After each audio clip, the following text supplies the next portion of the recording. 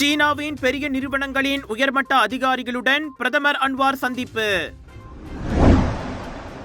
பேராக்கில் தேசிய தின கொண்டாட்டங்களில் இடையூறு, விஐபிகளின் பாதுகாப்பு அதிகாரிகளுக்கு சிறப்பு பயிற்சி. ஜாரா கைரினா வழக்கில் போலி மருத்துவர் நீதிமன்றத்தில் குற்றம் சாட்டப்படுவார், ஃபாமி தகவல். 32 ஆண்டுகளுக்கு பிறகு துவங்கு பைனோன் ஆசிரியர் பயிற்சி கல்லூரி முன்னாள் மாணவர்களின் ஒன்று கூடல்.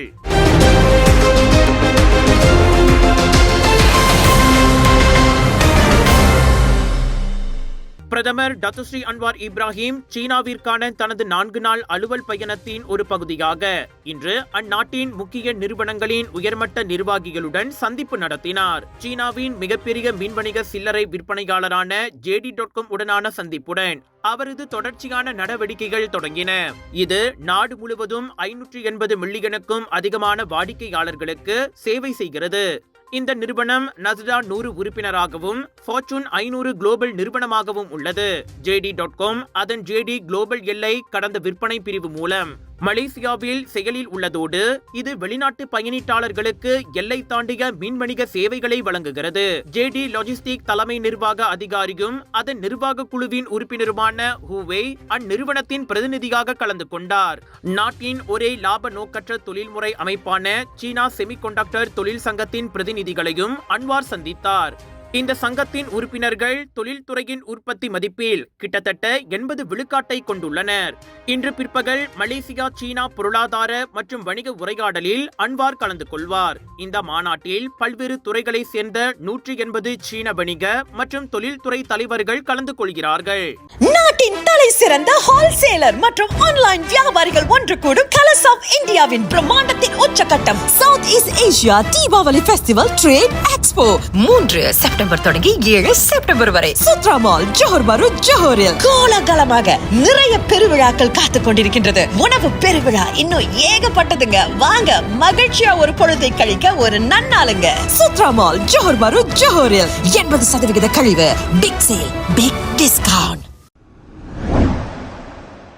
சபாவில் மரணமடைந்த முதலாம் படிவ மாணவி ஜாரா கைரினா மகாதேரின் சவ பரிசோதனையில் தாமும் பங்கெடுத்ததாக டிக்டாக்கில் கூறிக்கொண்ட போலி மருத்துவர் நீதிமன்றத்தில் நிறுத்தப்படுகிறார். தொடர்புத்துறை அமைச்சர் டத்தோ சாமி ஃபட்சில் அதனை உறுதிப்படுத்தினார். அவ்வாடவர் மீதான குற்றச்சாட்டு தொடர்பில் போலீசார் மேல் விவரங்களை வழங்குவர் என ஃபாமி கூறினார். Dato professor doctor Tunku Iskandar என்ற டிக்டாக் கணக்கின் உரிமையாளரான அந்நபர் இணைய வசதியின் தவறான பயன்பாடு தொடர்பில் ஆகஸ்ட் 19ஆம் தேதி MCMC எனப்படும் தொடர்பு பல்லூடக ஆணையத்தால் விசாரணைக்கு அழைக்கப்பட்டார். ஜாராவின் சவ பரிசோதனையில் பங்கெடுத்ததாக அந்நபர் கூறிக்கொண்ட போதிலும் சுகாதார அமைச்சரிடம் சரிபார்த்ததில் அது உண்மையல்ல என கண்டறியப்பட்டதை அடுத்து அவரிடம் வாக்குமூலம் பெறப்பட்டது. பகடிவதைக்கு ஆளானதாக நம்பப்படும் ஜாரா கைரினாவின் மரணம் பெரிய அளவில் பேசப்பட்ட போது அதை பயன்படுத்தி பிரபலம் தேடுவதற்காக அவ்வாடவர் அவ்வாறு செய்ததாக சந்தேகிக்கப்படுகிறது.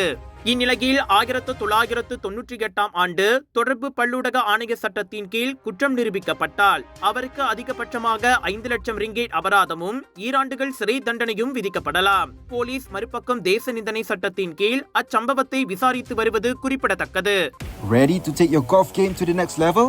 Join the Bridgestone ASEAN Amateur Open 2025 and stand a chance to win 5 amazing hole-in-one prizes, including a brand new Mazda CX-30.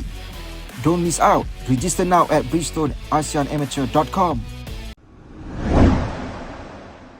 ஆட்சியாளர்கள், உயரதிகாரிகள் மற்றும் விஐபிகள் உள்ளிட்ட முக்கிய புள்ளிகளின் பாதுகாப்புக்காக நியமிக்கப்பட்ட போலீஸ் அதிகாரிகள் பணியில் இருக்கும்போது தயார் நிலையை மேம்படுத்த ஏதுவாக சிறப்பு பாதுகாப்பு பயிற்சிகள் அவர்களுக்கு கட்டாயமாகும். பேரா மாநில அளவிலான தேசிய தின கொண்டாட்டத்தின் முதன்மை மேடையில் பெண்ணொருவர் அத்துமீறி நுழைந்து பேரா சுல்தான் நஸ்ரின் ஷாவை அணுக முயன்ற சம்பவத்தை தொடர்ந்து இந்த உத்தரவு பிறப்பிக்கப்பட்டுள்ளது.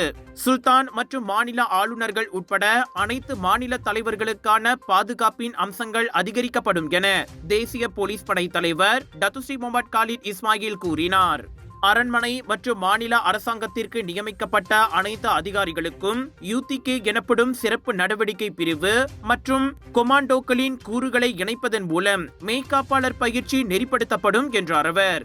இவ்வேளையில் தேசிய தினத்தன்று நடந்த சம்பவத்தின் போது அலட்சிய அம்சங்களை அடையாளம் காண சம்பந்தப்பட்ட அதிகாரிகள் மற்றும் துணை உறுப்பினர்கள் மீது ஒழுங்கு விசாரணை தொடங்கியுள்ளது. இவ்வேளையில் சந்தேக நபரான 41 வயது பெண் மீது போலீசார் இன்னும் விசாரணையை தொடருகின்றனர். அவருக்கு எதிராக போதைப்பொருள் வழக்குகள் மற்றும் மனநல சிகிச்சை தொடர்பான கடந்த கால பதிவுகள் இருப்பது ஆரம்ப விசாரணையில் கண்டறியப்பட்டுள்ளது என IGP கூறினார். அப்பெண் 3 நாட்கள் தடுப்பு காவலில் வைக்கப்பட்டுள்ளார். Ready to take your golf game to the next level? Join the Bridgestone ASEAN Amateur Open 2025 and stand a chance to win 5 amazing hole-in-one prizes, including a brand new Mazda CX-30. Don't miss out. Register now at bridgestoneasianamateur.com. நாட்டின் புகழ்பெற்ற ஆசிரியர் பயிற்சி கல்லூரிகளில் MPTB எனப்படும் துவங்கு பைனுன் ஆசிரியர் பயிற்சி கல்லூரியும் ஒன்று. ஏராளமான தமிழ் ஆசிரியர்களை கொடுத்த பெருமை அதற்குண்டு. இந்நிலையில் 32 ஆண்டுகளுக்கு பிறகு அக்கல்லூரியின் முன்னாள் மாணவர்கள் இணைந்து அண்மையில் பத்துமலை ஷெங்காஹோல் மண்டபத்தில் பிரம்மாண்ட ஒன்றுகூடல் நிகழ்வை நடத்தினர். 1992 ஆண்டில் இருந்து 2024 ஆண்டு வரையில் அங்கு பயிற்சி பெற்ற ஆசிரியர்கள் ஆனவர்களில் 152 பேர் அதில் பங்கெடுத்தனர். 10 விரிவுரையாளர்களும் கலந்து கொண்டனர்.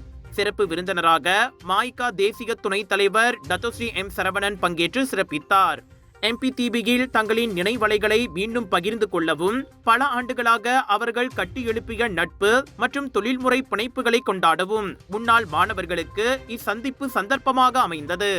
தாப்பா நாடாளுமன்ற உறுப்பினருமான சரவணன் தமதுறையில் தமிழாசிரியர்களின் சேவை மற்றும் அர்ப்பணிப்பு உணர்வை பாராட்டி பேசினார். சில பேருக்கு சில சூழ்நிலை ஆசிரியர்களுக்கு அறிவு சார்ந்த மாணவர் ரொம்ப பிடிக்கும். நீங்க பாத்தீங்கன்னா கிளாஸ்ல யாராவது ஒரு மாணவர் ரொம்ப ஸ்மார்ட்டா இருந்தா ஆசிரியர்கள் அதிகமா பிடிக்கும். ஒரு மாணவர் எந்த அளவுக்கு ஒரு தமிழ் ஆசிரியர் சாபம் விட முடியுமோ அந்த அளவுக்கு சாபம் விடணும் நான் தான். ஒரு ஆசிரியரை எந்த அளவுக்கு நேசிக்க முடியுமோ அந்த அளவுக்கு தமிழ் ஆசிரியர் நேசிக்க வரைக்கும் படிச்சா எங்க ஊர்ல பெரிய அது நல்லதான். அவன் கொஞ்சம் தூரம் தள்ளி போய் சீனியர் காலேஜ் படிச்சிருந்தா அவனோட பெரிய கிராமத்தே கிடையாது. அந்த ஒரு சூழல் எடுக்கும் பொழுது ஒரு தமிழ் ஆசிரியர் தக்க இருக்கிறார். பிரைமரி ஸ்கூல் பாபுல் பாலசிங் அப்படின்னு ஒரு டீச்சரு என்னுடைய நண்பர்கள் எல்லாம் விளையாட்டு இருக்கும் பொழுது ஒவ்வொரு வெள்ளிக்கிழமை பள்ளிக்கூடம் முடிச்சு கூட்டிட்டு போயிட்டு திங்கட்கிழமை காலையில தான் பள்ளிக்கூடத்துக்கு கூட்டிட்டு விடுவாங்க. அது போல வீட்டுக்கு வரும். அந்த 2 நாள்ல நான் விட்ட சாம்பார் அந்த ஆசிரியருக்கு உலகத்துல வேற எவ்வளவு. ஆனால் அதனுடைய பயனை இன்னைக்கு அடையும் பொழுது அதை கொண்டாடுவதற்கு அந்த ஆசிரியர் நம்மோடு இல்லை அப்படின்னு நினைக்கும் பொழுது ஏற்படுகின்ற மன அழுத்தம் கல்லூரி கால நினைவுகள் இன்னமும் பசுமையாக இருப்பதாகவும் இந்நிகழ்வு சுமார் 6 மாத கால ஏற்பாட்டில் நடந்தேறியதாகவும் முன்னாள் மாணவரும் ஏற்பாட்டு குழுவை சேர்ந்தவருமான டாக்டர் A. விக்டர் மற்றும் V. பாலசுப்ரமணியம் வணக்க மலேசியாவிடம் கூறினார்கள். Datuk Seri M. சரவணனுக்கும் இவ்வேளையில் நன்றி தெரிவித்துக் கொண்டார்கள். 32 ஆண்டுகளுக்கு பிறகு முதன் முறையாக நாங்கள் இந்த கல்லூரியுடைய ஒன்றுகூட விழா செய்தோம். இதில் ஏறக்குறைய 152 பேர் கலந்து கொண்டாங்க. 140 பேர் 142 பேர் ஆசிரியர்களும் 10 பேர் விரிவுரைகள் கலந்து கொண்டாங்க. இந்த நிகழ்ச்சி வாழ்க்கையில் மறக்க முடியாத நிகழ்ச்சி. இது 6 மாத கால உழைப்பு. இந்த உழைப்பு ஒவ்வொரு விஷயத்தையுமே பார்த்து நம்ம செய்தோம். இந்த நாள் மீண்டும் நம்மளுக்கு வராது. அது மட்டுமல்ல, இந்த நிகழ்வில் ஸ்லாங்கூர் மட்டுமல்ல, ஸ்லாங்கூர், கெடா, நெகுசம்லான், மலாக்கா, JB, கெடாவில் இருந்து இவ்வளவு ஆசிரியர் கலந்து கொண்டாங்க. இந்த நிகழ்ச்சியில டத்தோஸ்ரீ கலந்து கொண்டு அற்புதமான உரையாற்றினார். உண்மையிலே ரொம்ப மெய் சிலிக்க வைத்தது. அவருடைய உரை உண்மையிலே ஆசிரியர்களுக்கு எங்களுக்கு உண்மையிலே ஒரு ஊக்கத்தை ஏற்படுத்தியது. அவருக்கு இந்த வேலையில் அவருக்கு பல வேலை போல இருந்தாலும் நேரத்தை ஒதுக்கி கொண்டு நமக்கு அந்த நிகழ்ச்சி கலந்து கொண்டு நடைபெற்று போனார். இந்த நிகழ்ச்சியில் கலந்து கொள்வதில் பெரும் மகிழ்ச்சி அடைகின்றேன். இந்த மாதிரியான ஒரு நிகழ்ச்சி நடத்துவது மிக ஒரு சிரமமான ஒரு கடினம். 32 ஆண்டுகளுக்கு பிறகு ஆசிரியர்களை மீண்டும், கல்லூரி நண்பர்களை மீண்டும் சந்திக்கும் பொழுது கல்லூரி நினைவுகள் எல்லாம் எங்களுக்கு மீண்டும் எங்கள் கண்முன்னே தோன்றின. ஆசிரியர்களை வந்திருந்த ஆசிரியர்கள் அனைவரும் மிக்க மகிழ்ச்சி அடைந்தார்கள். மீண்டும் ஆசிரியர்கள் இந்த மாதிரியான நிகழ்ச்சிகளை நடத்துவதில் ஆர்வம் ஆர்வம் காட்ட வேண்டும். வந்திருந்த விரிவுரையாளர்கள், ஆசிரியர்கள் அனைவருக்கும் நினைவு பரிசுகள் வழங்கப்பட்டு ஒன்று கூடல் இனிதே நிறைவடைந்தது.